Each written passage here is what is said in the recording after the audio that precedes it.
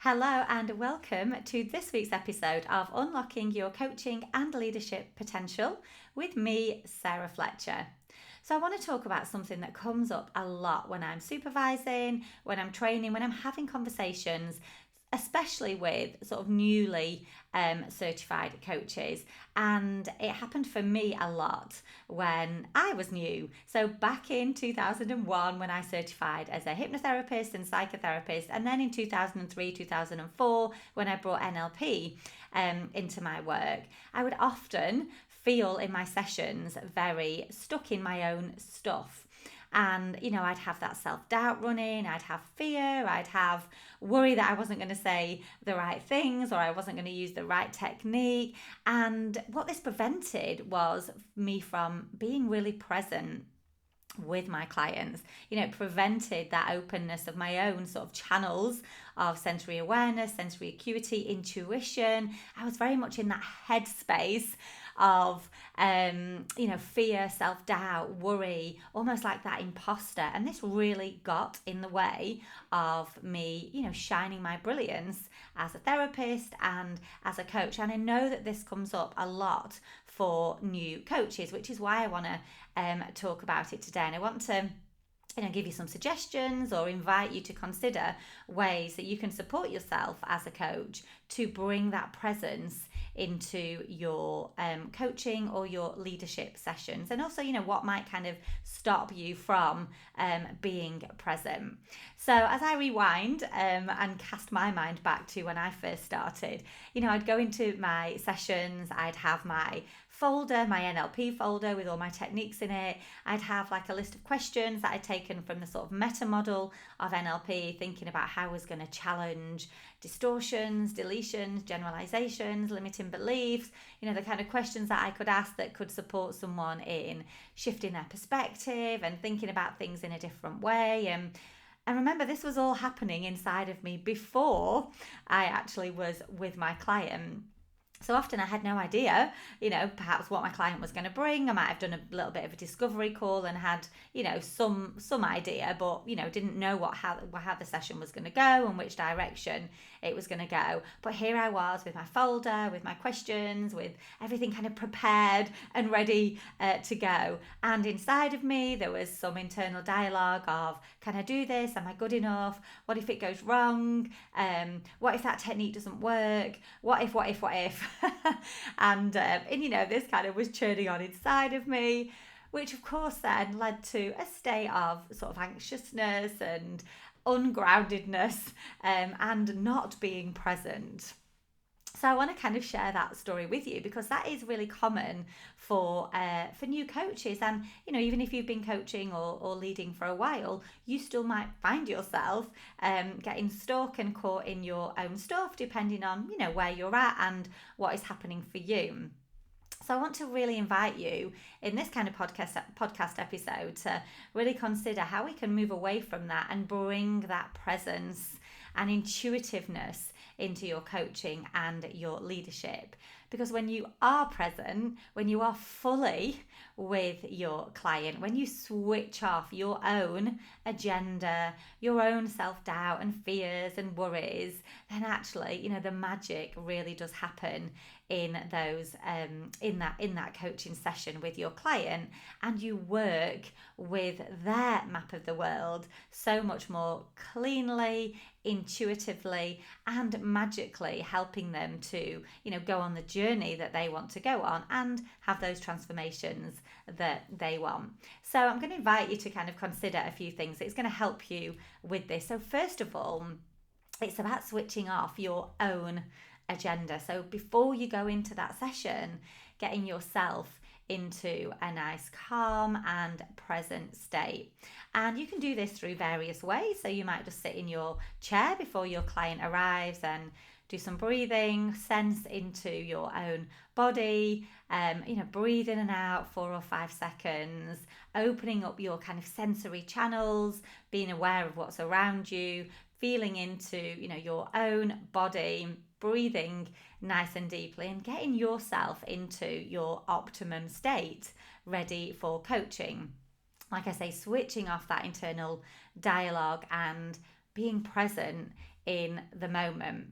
And I think what comes with this as well is that real sense of trusting yourself, trusting that actually the biggest thing that you bring to your coaching, if you like, or the most important thing that you bring to your coaching is you. You know, you are the vehicle for your clients' transformations, for your clients' change. You're facilitating that process, and you do that more efficiently and more effectively and more brilliantly by being fully present with your client and tuning in to their map of the world, observing, you know, what is going on for them, observing their patterns, noticing, listening to the language that they're using that gives you information about how they are doing their life, how they are doing being them.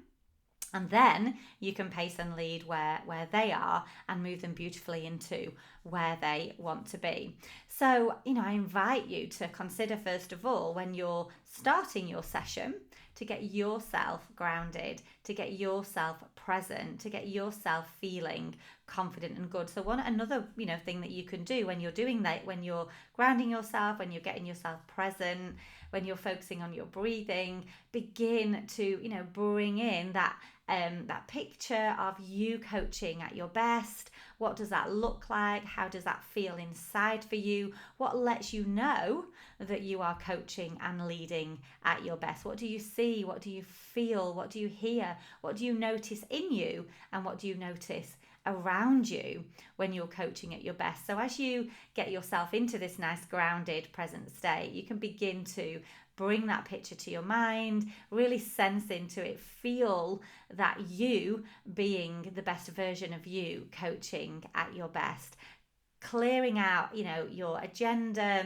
putting to the side any of your own kind of stuff. And we talk very much in NLP about having that state of curiosity, having that state of knowing nothing. It's like when that client comes in, we're not making assumptions, we're not we're not bringing our own map into it, we're not bringing our own ideas or perspectives, or it's having that clean way of coaching so that then whatever the client brings, you're very much working with their map of the world. So I invite you to open those sensory channels, and we can only kind of do that when we're present in our body as well. So I know for me, very much at the beginning, I was very head based.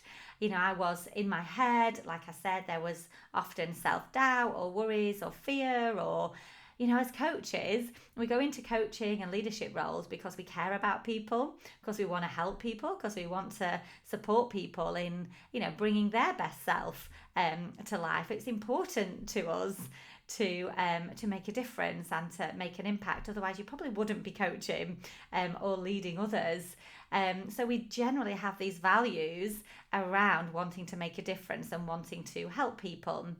And sometimes where that can take us, depending on, you know, where you're at yourself in your own personal development journey, it might sometimes take us into that rescuing kind of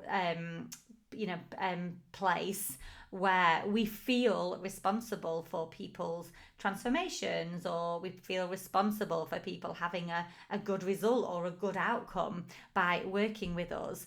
And that can lead us into that rescuer position of drama triangle. And I know for myself as a young coach 20 years ago, that was sometimes where I found myself, which is why supervision was so important, because I could take that to my supervisor and really check in and, you know, notice and observe what was going on inside of me and why I was feeling the need to, you know, sort of rescue my clients, because that's often about your own stuff that gets transferred into the coaching arena. And of course we need supervision to kind of clean that up.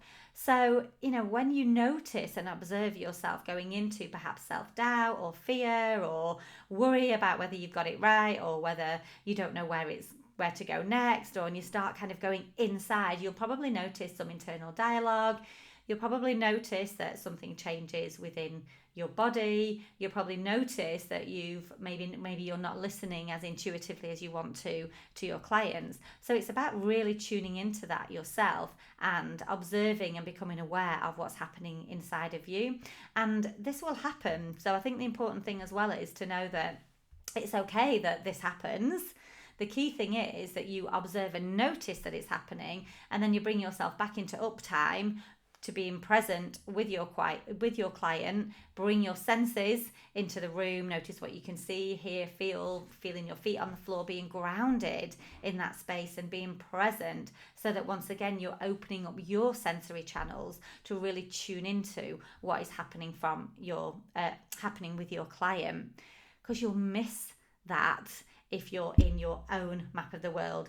If you're sort of thinking about responding to your client with what you feel is right, like, oh, I would do this or I would do that, or yes, this happened for me, then actually that closes off that sort of intuitive way of working, because it's then not about the client, it's about you. And as a new coach, this can happen because your own stuff often comes up, and we learn alongside our clients. This is why it's so important to have that supervision and bring that to your supervision when you notice things of your own coming up, or maybe there's transference in the session because things are happening between you that you're thinking, what's happening here?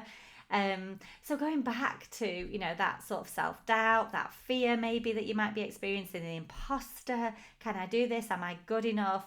This can really it can really kind of infiltrate into the cleanness of the coaching session. So my invitation to you is to notice that this is okay and acknowledge that this might be happening, and to know actually then that you can do something about it when you're in the session. So you can bring yourself back into awareness, back into presence, back into that clean way of working by closing off your own dialogue, closing off your own agenda, kind of having that peripheral vision of looking outside of you, seeing your client fully, opening up your sensory channels. And this is why it's so important to coach with your body as well, and not just with your head, because it's not just about asking questions. It's not just about using your coaching questions to facilitate the client's kind of journey and perception and way of thinking about things. It's about really sensing into intuitively where your client might need to go, because often where they think they're going to go, or where they kind of said they want to go, often that changes as you start working with your client and they start digging deeper into actually maybe their beliefs or their identity, or what's actually happening for them on the inside, particularly when they move from effect into cause.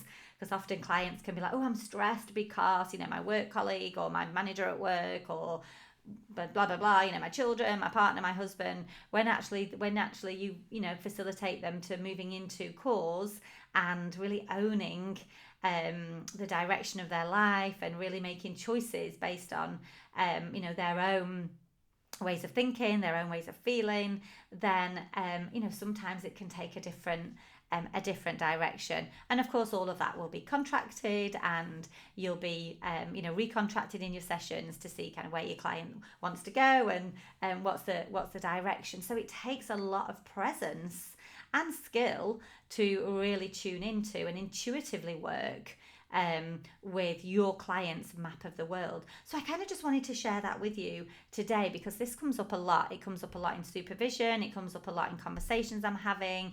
And I know, like I say, from my own experience when I was a young therapist, a young coach 20 years ago, that self-doubt, that fear, that imposter can really get in the way of working brilliantly and exquisitely with your clients. So I'd love to know what your thoughts are. If you are a new coach, if you are somebody who's leading others, and you're kind of on that road of development and understanding yourself better, and wanting to learn about how you can lead more effectively, coach more effectively, then do come along and join my community. Come and join my Facebook group. You can sign up to my mailing list with the links from this show, and I'd really love to connect with you and find out more about what you do. So have a wonderful day, and I'll see you really soon.